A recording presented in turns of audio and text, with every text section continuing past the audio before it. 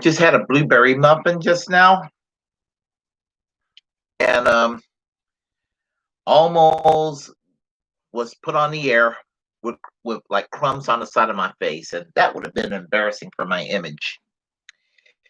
Uh, yeah, image. Oh gosh, image and Donald Trump. The two words. I mean, just that word being associated with him. So let's talk about Donald Trump, since there's something to talk about with regard to him. It came to my attention that around 2016, 2017, that he only paid $750,000 in taxes. The man brags that he's a billionaire. And, if you're having that kind of mad cash on you, as far as your personal wealth, um, you should be paying considerably more than $750,000 in taxes. Honestly, I mean the man. I mean, 70,000 was a write off on hairstylists. I mean, think about that for a moment. With the skin paint on him, give him that orange hue. I mean, that he's very vain, obviously, and for all the MAGAs out there, all the Trump worshippers out there who says that once Trump was sworn in back in January 27, they kept on saying, "Well, the alphas are back in town. We got an alpha back in the White House." I don't see Donald Trump as much of an alpha. Not that being an alpha makes you a good or bad person, or being a beta makes you a good or bad person. But, please, I do not think that Donald Trump qualifies as alpha. He's very vain stricken. He's image conscious. But anyway, let's talk about him being the businessman. He's about to go bankrupt. I'm not even taking any personal delight per se in that. I'm not a fan, but I'm not taking any personal delight in that. But he's been bankrupt several times, and currently he has mounting debt. Like I heard somewhere over $100 million. So he he's got some financial borrowed times that he's living on. But anyway, I just hope that with all that's going on, I want to put an end to this myth that I hear from various Republican Party hacks when they will they'll base their overview of a Democrat running for office, asking them if they're qualified, have they ever started a business. I don't give a damn if they started a business or what, a politician. If their corporation is a socially responsible corporation, that's one thing. And if they're supporting the correct policies, you could be a businessman and you're supporting the correct policies. One social democratic policies, they're not just good for working class people and working families, but also good for the economic system. I think that if you're a hardcore corporatist and a capitalist, and if your money's not tied in the medical system, and you support, or you don't support rather, Medicare for all, I think you're probably one of the most foolish peoples around. I mean, I have often said healthcare, in my opinion, is one of my most important issues. In fact, it's pretty much high on my priority list. I would say that it's almost everything as far as I'm concerned. And if I were to turn conservative tomorrow morning, and pretty much turn conservative, I still think that my position on healthcare would remain the same. That it should be available to 100% of the American population, without difference on their economic status. That it should be taxpayer funded, and it should be available to 100% of the population, and that the Canadian system that exists, their federal insurance system, their public insurance system, their national health insurance system, what is called single payer in Canada, is a good start to have. Um, but nothing is better in regard to healthcare than what the British have done with the National Health Service, which is the most socialized medical system in the Western capitalist world today. And that's the system that we really should be modeling ourselves after. And if I were to turn conservative tomorrow, my position on an Americanized national health service would still remain the same. That's what we need to get the economy going. Well, I mean, to make sure that everybody has health care, and it'll give a chance for companies to reinvest. It'll be a disguised capital gains tax cut.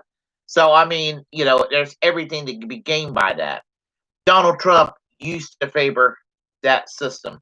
He used to favor the Canadian system. He used to favor the UK National Health Service, and he said that as such even when he was debating Rand Paul. But back in 2015, but he was trying to say, well, he doesn't want it here anymore, but he thinks it works great in Canada and works great in the UK. And he accidentally praised the Australian system, saying that it was a better system than Obamacare. Okay, he was right. What they do in Australia in terms of healthcare is better than Obamacare. Okay? Yeah, the Canadian system is better than the American system.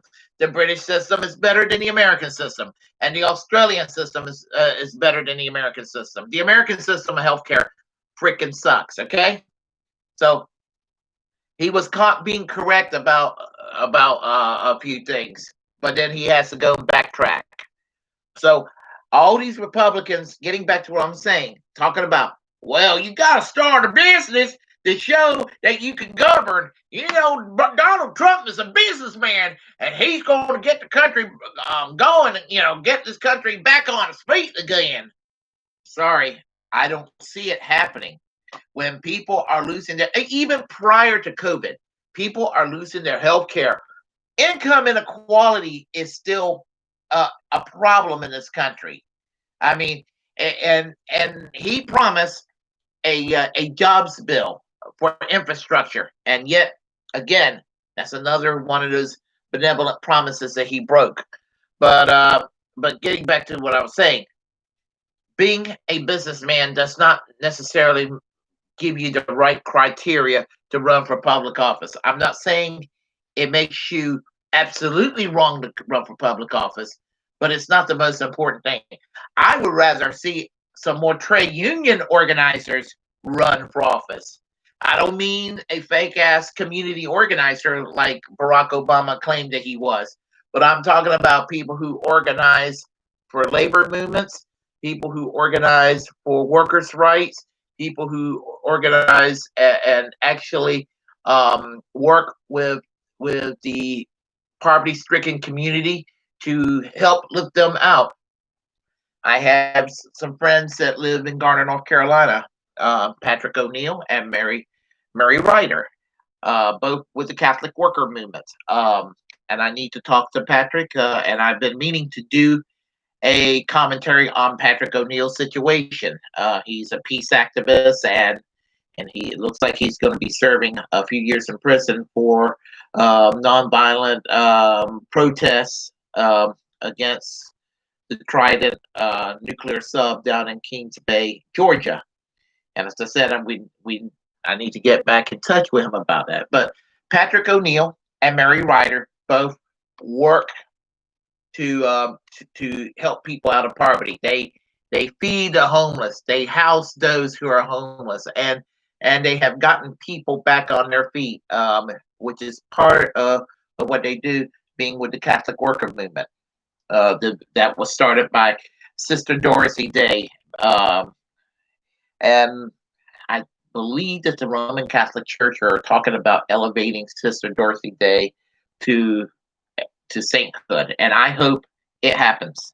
But I digress. Let's get back to to Trump once again. And Trump would not know anything about helping the poor and the homeless, would he? No, he wouldn't. But if Joe Biden was smart with this debate coming up, if he was smart, he would just land on Trump with the tax evasion. Now I know that Joe Biden's not exactly poor either, and in fact, I'm not his biggest. I'm not the biggest fan of Joe Biden in the world. But then again, I think most of you know that.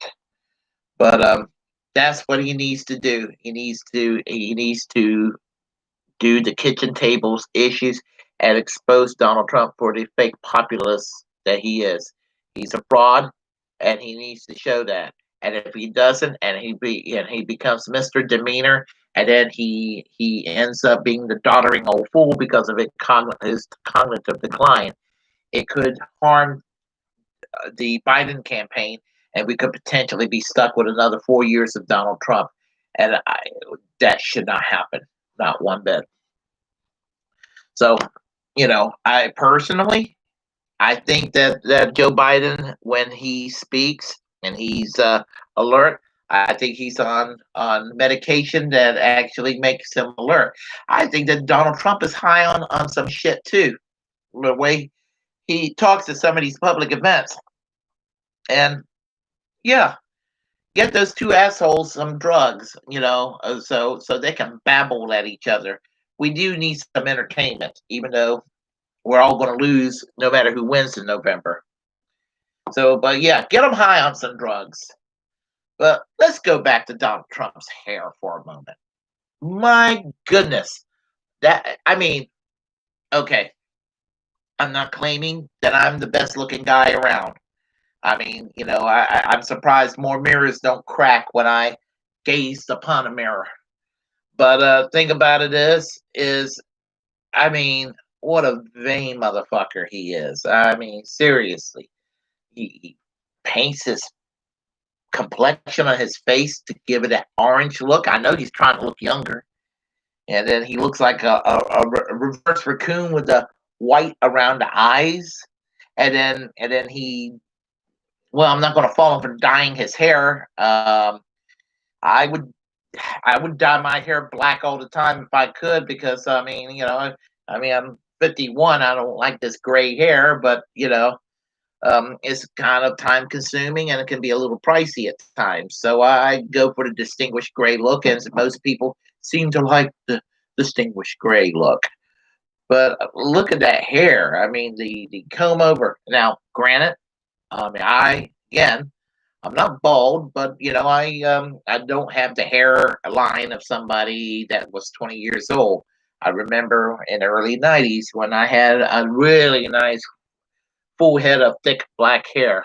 And thanks to Rogaine, I haven't lost any more hair, and I am on Propecia as well. But the point I'm trying to make is that, and I'm grateful I'm not bald, but I don't have the thick head of hair that I used to have.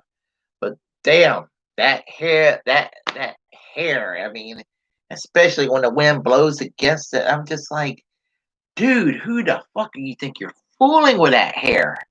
I mean, people laugh at you with justification for that hair. It sucks. It sucks to have hair like that. I mean, if I was Donald Trump, I'd cut that shit off.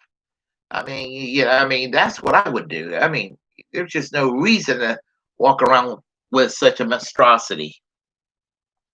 I mean, if I had $70,000 tax write-off, and that's what you got for a hairstyle, seriously? My goodness, you got ripped off by your hairstylist. You know that? But I digress once again, and I am gonna leave you on this note that if you like what you heard, press like and comment. If you were triggered, you could still comment anyway. We'd love to hear from either or both of y'all, whatever your perspective. And if you are passionate about something and you desire to have a platform, or if you already have a platform as a First Amendment absolutist, it's my duty to let you know to go ahead and use it and express yourselves away because we are all the muckrakers of our time. Share this information and any other relevant content on this channel. And most importantly, subscribe, subscribe, subscribe. And I am American Social Democracy. That is my new name. It's the permanent new name. I promise it's going to be. I am American Social Democracy. And until next time, peace and Bernie Sanders for president in the year 2024.